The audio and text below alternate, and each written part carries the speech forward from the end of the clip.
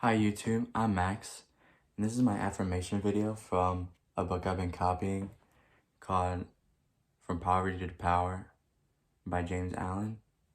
And this is just like my affirmations, and I just read them here, and just read them to the camera from the books that I copy, and you can see all of the same videos, it's the same thing over and over again. So I'm trying to go ahead and read here, and you can listen, and because there's a ton of informations and yeah, informations. I just make it up. But right now we're on the section of the secret of health, success, and power. And like I said, it's just my affirmation video. It's one take and that's it. We all remember with that intense delight as children. We listened to the never tiring fairy tale, how eagerly we followed all of these fortunes, go boy or girl, and we were always protected, and that we must understand that scheming with such a giant and wicked king, our low heights never faltered for all the fate of the hero, nor do we doubt their ultimate triumph over all of these enemies. For we know that the fairies of the infallible, and that we would never desert those who had come to full understanding of themselves, of the good and the true. And what unspeakable within this is such a fairy queen, bringing all her magic to bear at the critical moment, and has scattered all the darkness and troubled, and granted them the complete satisfaction of their hopes, and they were happily ever after. With the accumulating years and the ever-increasing intimacy of so-called realities of life, our beautiful fairy world became obliterated, and its wonderful inhabitants were regulated on to which of the memory to the shadow is unreal. And we thought we were wise, and we string us together, and leaving forever the land of childish dreams. But as we had become little children in the wondrous world of wisdom, we shall return again to the inspiring dreams of childhood, and find that they are, after all, our realities. And the fairy folk is so small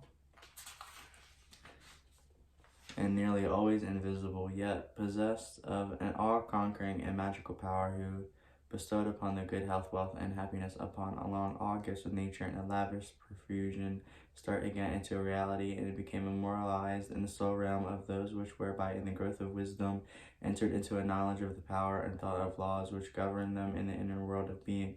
To them in the fairy tales live again as a thought of people, thought messengers, and thought powers, working in harmony with the overruling good.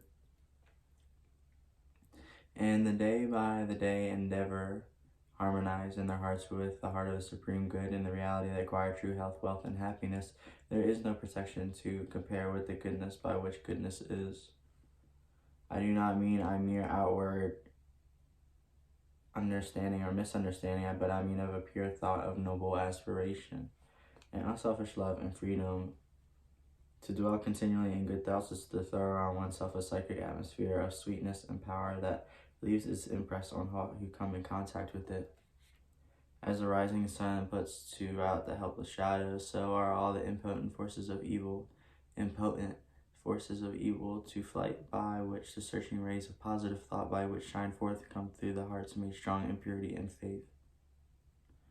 Where there is sterling faith and uncompromising purity, there is health, there is success, there is power. In such a way, disease, failure, and disaster can find no lodgment, for there is nothing in which they can feed.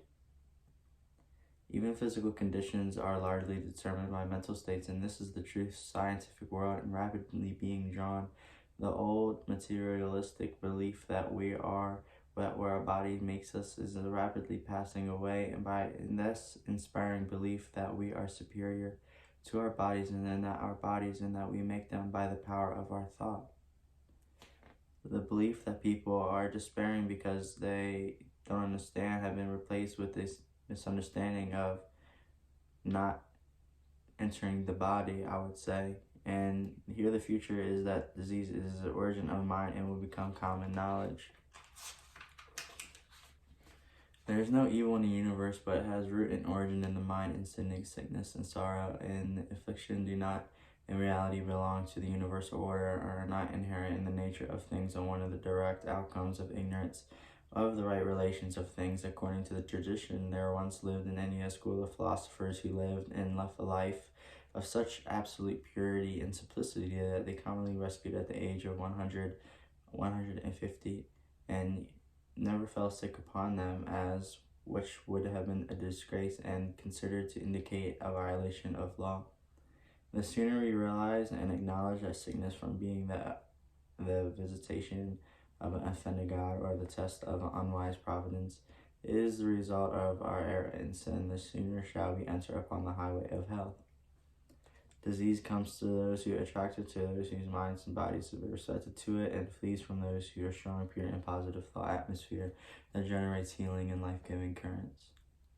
If you are given to anger, worry, jealousy, greed, or any other inharmonious state of mind and expect perfect physical health, you are expecting the impossible, for you are continually sowing the seeds of disease in your mind.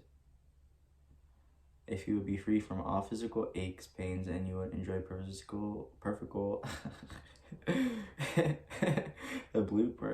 perfect physical harmony, then you put your mind to order and harmonize with your thoughts.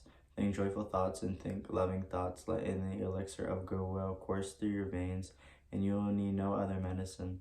Put away your jealousy, your suspicions, your worries, your hatreds, your self-indulgences, and you will put away all that is which misses understanding, and that your nervous and aching joints. And if you will persist in clinging to these debilitating and demoralizing habits of mind, then do not complain when your body is laid low with sickness. The following story illustrates the close relation that what exists in the habits of mind and bodily conditions. A certain man is afflicted with a painful disease, and he tried a physician one after another, but all with no purpose. He then visited towns where they were famous for their curative waters, and after having bathed in them, all in the disease was more powerful than ever. One night he had dreamed of a presence that came to him and said, "Brother, as I tried the all means of the cures." And he replied, "I have tried them all." And they said, "The presence, come with me, and I will show you a healing bath which has escaped thy notice. The afflicted man followed, and the presence led him to a clear pool of water. And he said, "Plunge thyself in that water, and thou shalt surely recover." And thereupon vanished. The man plunged into the water, and on coming out, lo, his disease had left him. At the same moment he saw written above the pool words. All these are words. Upon waking, the full meaning of his dream had flashed across his mind, and looking within, he discovered that he had all along been a victim of a sinful indulgence, and vowed that he would leave it forever. And he carried out his vow. From this day forward, with the affliction began to leave him, and in a short time he was completely restored to health. Many people complain that they have broken down through overwork. In the majority of such cases, a break is frequently the result of foolishly wasted energy. If you would secure health, you must learn to work without friction. To become anxious or excited, or to worry over needless details, is to invite a breakdown. Work, whether a brain or body, is beneficial and health-giving, and there you can work in the state of calm persistence, freedom from which anxiety and worrying in other minds obviously to all, but to work in the head. But we will only accomplish far more than we always have hurried if you are anxious. But then you will retain their health, and you will understand that they will quickly forfeit. The true health, the real health, and the success go together. They're inseparably intertwined in the thought realm, as mental harmony produces bodily health. So it also leads to harmonious sequences and actual working favor of your plans. Order your thoughts, and you will order your life. Pour the oil of your tranquility upon the turbulent waters of passions and prejudices, the incentives of misfortune, who and how and howsoever they may threaten you, and will be powerless to the wreck of your ship of your soul as it treads its way across the ocean of life. And if that ship be piloted by a cheerful and unwavering faith, its course will doubly sure. Many perils will pass it by, and which will otherwise attack it. By the power of faith, every enduring work is accomplished. You must have faith in the supreme faith, in the overruling law, faith in your work and in your power, and to accomplish your work. This is the rock upon which you must build if you would achieve what you would stand and not fall. You must follow under all circumstances the highest promptings within you, and you must always be true to the divine self, to rely upon the inward light, the inward voice. You must pursue your purpose with fearless and restful heart, believing that the future will satisfy your thought and effort. You must believe that this is the law of the universe, can never fail. This is faith in the living faith. By the power of such faith, the dark waters of uncertainty are divided. Every mountain of difficulty crumbles away, and your believing a soul passes unharmed. Strive to acquire above everything the priceless possession of this dauntless faith, for it is the talisman of happiness, of success, of peace, of power, and that makes life great and superior to suffering. Build upon such a faith, and you will build upon the rock of eternal, and with the materials of the eternal, and the structure that you will erect will never be dissolved, for it will transcend all accumulations of material luxuries and riches, at the end of which is dust. Whether you are hurled into the depths of sorrow or lifted upon the heights of joy, ever retain your hold upon this faith, and you will return to you as a rock, a refuge,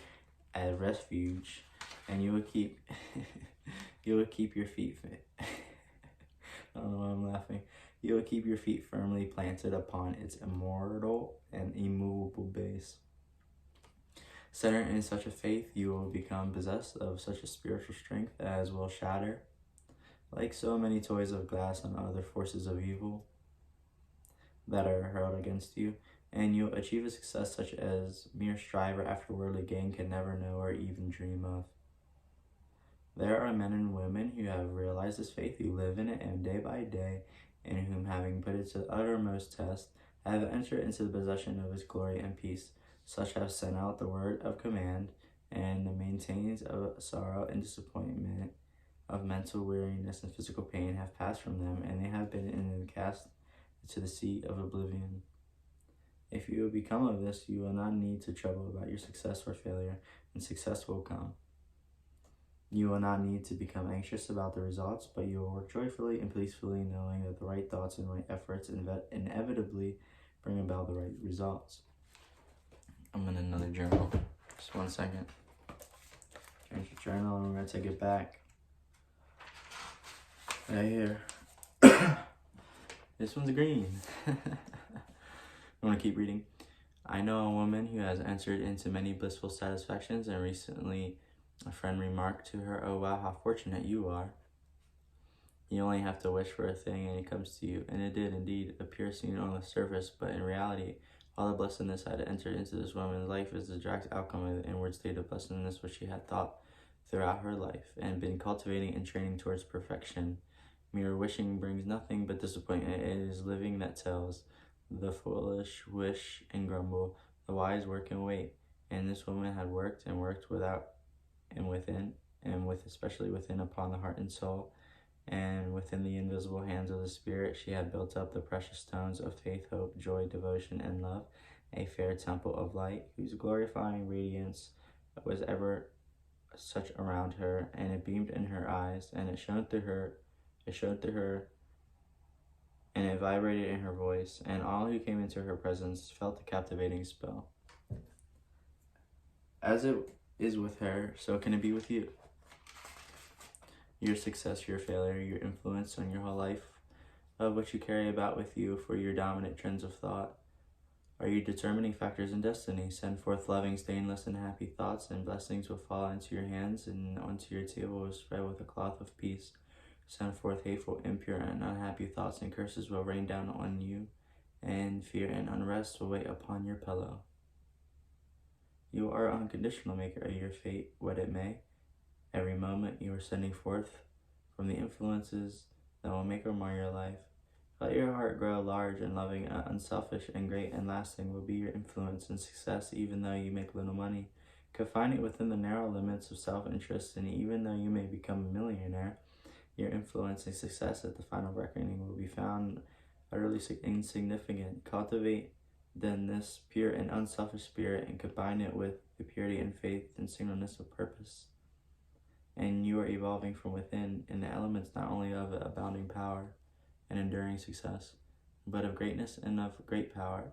If your present position is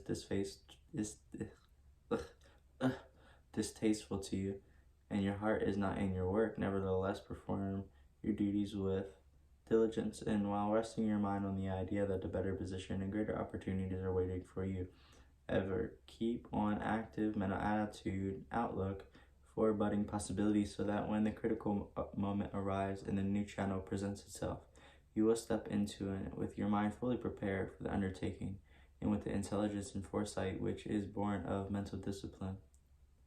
Whatever your task may be, concentrate your whole mind and throw into it an energy of which you are capable. The thoughtless completion of small tasks leads inevitably to larger tasks. See it that you rise steadily by climbing, and you will never fall.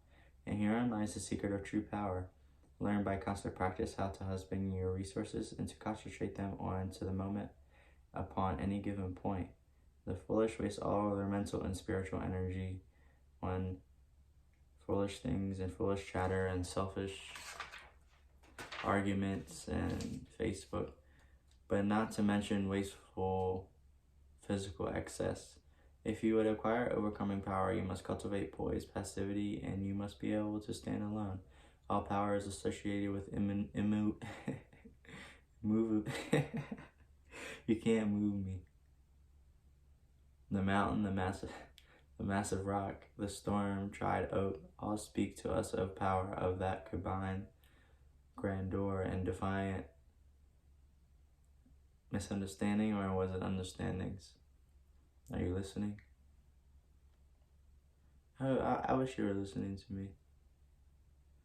While the shifting sand, the yielding thing, and the waving, we speak to us as of sort of like weakness, right?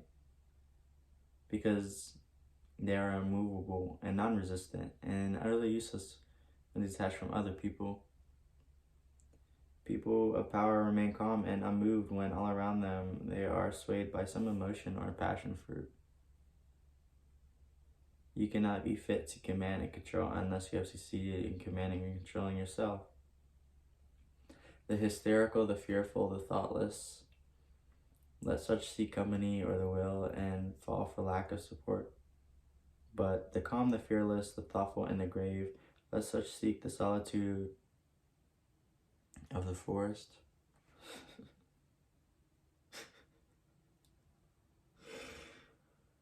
The desert and the mountaintop, and to the power more power will be added, and they will add more and more and more, and more successful, and stem to the psychic currents of the whirlpools of which engulf man and humankind. I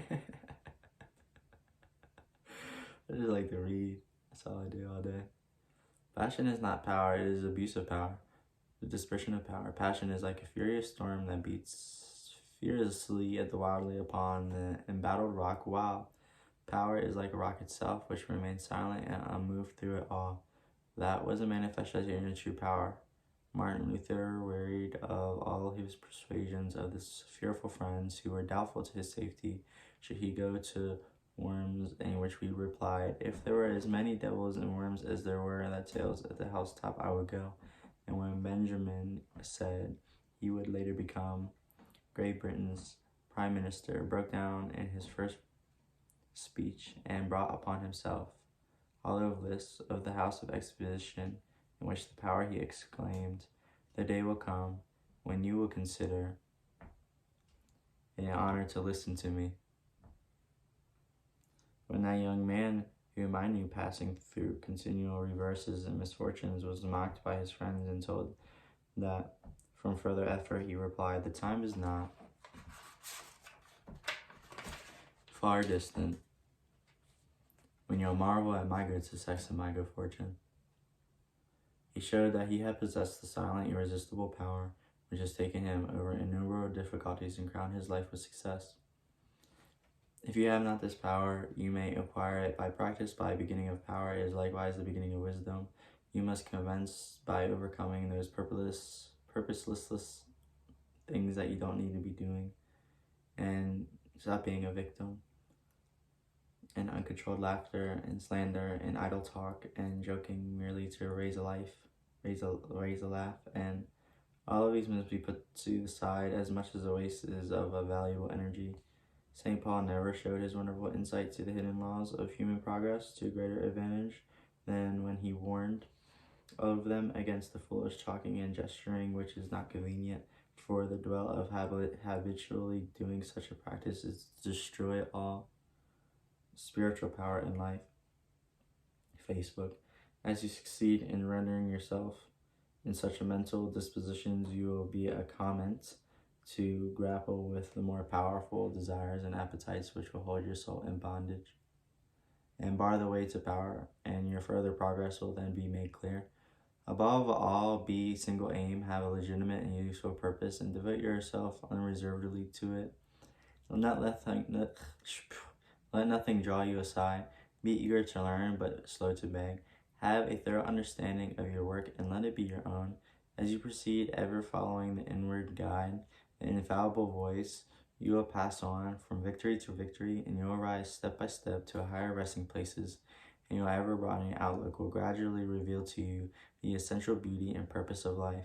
Self-purified health will be yours, faith protected, success will be yours, self-governed, power will be yours, and all that you will prosper, for ceasingly to be destroyed in a unit self-enslaved, you will be in harmony with the great law, working no longer against but with the universal life and the eternal good, and what the health you gain will remain with you, and what success you achieve will be beyond all human understanding and will never pass away.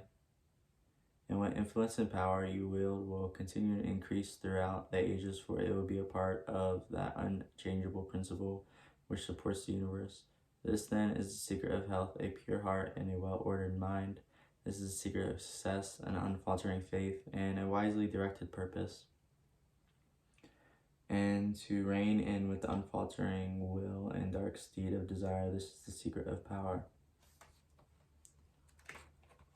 I'm Max. That was From Poverty to Power by James Allen. I wrote it here. My affirmation video, my affirmation journal. Yes, I didn't just copy the book, but why would I just try to write one when I can just copy theirs? But I'm Max, and I hope you're listening, and I'm out of here.